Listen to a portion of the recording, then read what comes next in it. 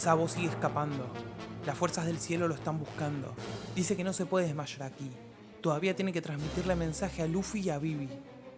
O sea, entiendo que el mensaje es sobre todo para Vivi. Le tiene que decir que es una D. Pero a Luffy, ¿por qué? Si el mundo entero sabe que es un D. Es increíble que haya quedado tan mal herido. Solo recibió un golpe. De hecho, me decepcionó un poco. Acaban de dejar pasar una oportunidad única. Tuvo a Imu y a Gorosei de frente. No se pudo llevar ni a uno. La diferencia entre Sabo y ellos parecía enorme. No los pudo ni tocar. ¡Puta madre! Era el momento para acabar con la tiranía de estos tipos y poner fin a todo este sufrimiento. La Guardia Real de Arabasta está preocupada por el Rey Cobra y se rebelan ante los guerreros del cielo. El Rey Cobra está muy enfermo y todavía no regresa. Quieren asegurarse de que esté bien. La princesa Vivi tampoco aparece. Y sigo sin creerme la decisión de Oda de dejar vivo a este tipo. O sea, explotó en 1000 pedazos. ¿Cuál es la necesidad de dejarlo vivo? Ya no tiene más nada que aportar. Sorry, pero es que cada vez que lo veo me hierve la sangre. Revivir a este personaje fue la peor decisión de la serie. Sabo se infiltró con estos hijos de puta, haciéndose pasar por un guardia real. Así llegó hasta Lulusia. Guapol y Vivi se infiltran en el barco de X y descubrimos que Guapol es el contacto que tiene Morgans infiltrado en la Reverie. Él es el que le pasa la información que maneja. Le pide que los recoja con su dirigible y Vivi siempre fue tan tetona.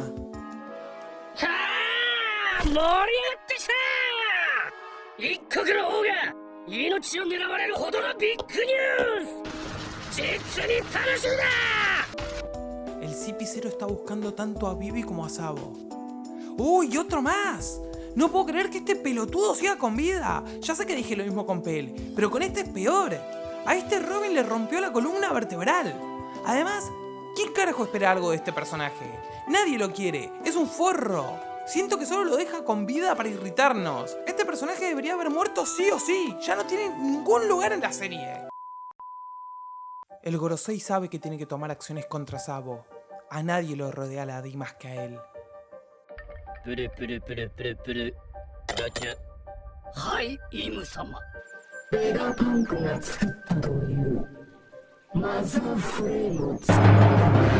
carajo? ¡La llama madre que inventó Vegapunk!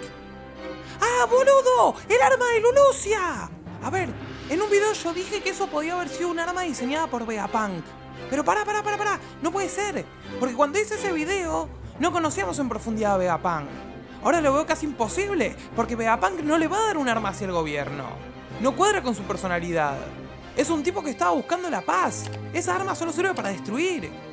A esta altura yo estaba segurísimo que esa arma tenía que ser sí o sí un arma ancestral. ¿Qué otra cosa va a ser? De hecho, se justifica, porque ¿qué otra cosa puede ser un arma ancestral que eso? O sea, ¿qué más poder que eso puede existir? Ah, pero pará. Entonces, ¿Lulusia fue casualidad que el arma estaba ahí? ¿No fue porque estaba Sabo? Porque toda la escena es muy ambigua. O sea, el arma se materializa de la nada sobre la isla. ¿Se teletransportó hasta ahí? ¿Puedo usarla en cualquier lugar del mundo cuando quieran? Al parecer, ya tenían planeado que el arma esté allí. Además, por lo visto, tuvieron que hacer una movida para llevarla. No es que se materializó. Terrible vendida de humo si ese es el caso.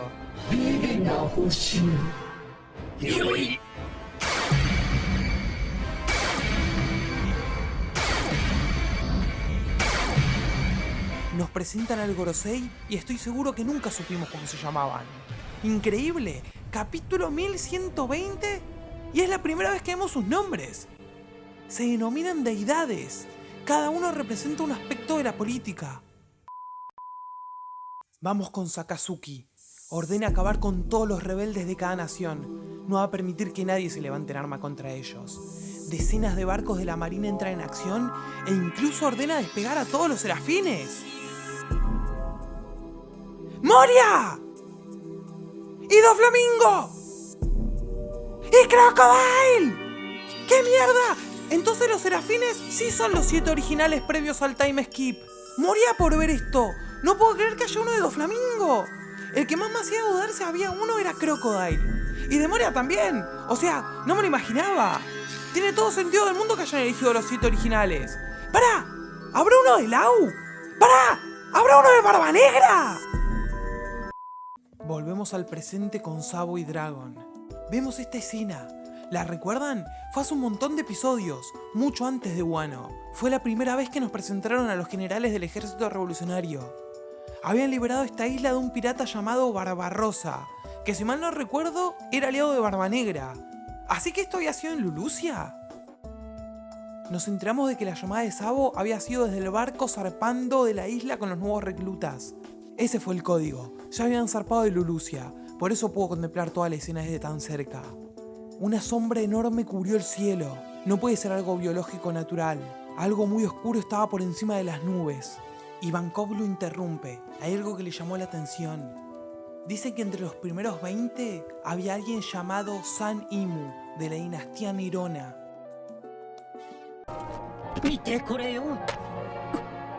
この世には不老になる能力というものが存在するけど。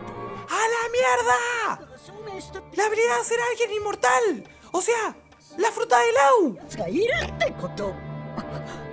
じゃあ俺が見たあいつがそうだっていうのか。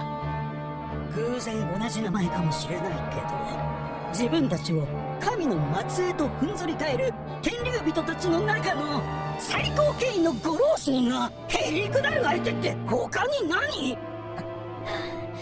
Iva dice que lo que Sabo vio fue un arma del gobierno creada por Vegapunk, pero Dragon dice que eso no es posible. Vegapunk no haría un arma tan atroz para matar gente. ¿Y si es un arma ancestral?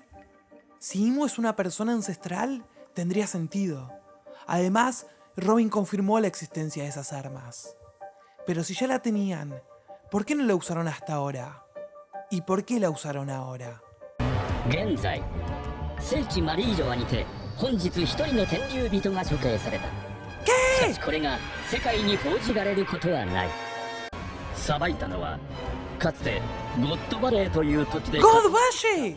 ¡La isla que fue borrada de la historia! 神の騎士団の最高司令官フィガーラ Su cabeza tiene forma como una luna, ¿no? 処刑されたのは魚人族をかばった ¡No! ドン・キホーテ・ミョスガルド星。ゴミをかばうやつはそれ以下だ。